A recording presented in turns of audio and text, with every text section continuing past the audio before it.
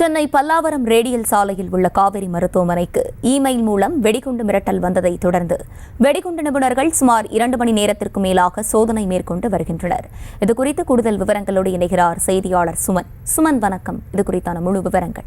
வணக்கம் அர்ச்சனை. அதாவது சென்னை துறைப்பாக்கம் பல்லாவரம் ரேடியல் சாலை கோயிலம்பாக்கத்தில் உள்ள காவேரி மருத்துவமனைக்கு இமெயில் மூலம் வெடிகுண்டு மிரட்டலானது வந்துள்ளது. அதாவது இன்று காலை இமெயில் மூலம் வெடிகுண்டு மிரட்டல் வந்ததை தொடர்ந்து சுமார் 7 மணி அளவில் அருகில் உள்ள மேடவாக்கம் காவல் நிலையத்திற்கு மருத்துவமனை சார்பில் தகவலானது தெரிவித்துள்ளனர்.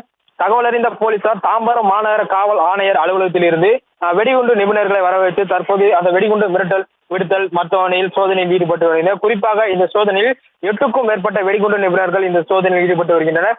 வெடிகுண்டு சோதனை நடைபெற்று வரும் நிலையில் மேடவாக்கம் போலீசாரும் இந்த மருத்துவமனைக்கு வெளியே பாதுகாப்பு பணியில் தற்போது ஈடுபட்டு வருகின்றனர். மருத்துவமனையில் 100க்கும் மேற்பட்ட நோயாளிகள் மற்றும் அவரது உறவினர்கள் உள்ள நிலையில் வெடிகுண்டு மிரட்டல் வந்ததும் வெடிகுண்டு நிபுணர்கள் நோயாளிகள் தங்கும் அறை மற்றும் பல்வேறு இடங்களிலும் தற்போது சோதனையில் ஈடுபட்டு வருகின்றனர். குறிப்பாக இந்த பிரபல மருத்துவமனையில் வெடிகுண்டு சோதனை நடைபெற்று வருவது அந்த மருத்துவமனையில் உள்ள நோயாளிகள் மத்தியில் ஒரு பெரும் பரபரப்பை ஏற்படுத்தியுள்ளது. சுமார் 3 மணி நேரத்திற்கும் மேலாக இந்த வெடிகுண்டு சோதனையானது நடைபெற்று வருவது குறிப்பிடத்தக்கது.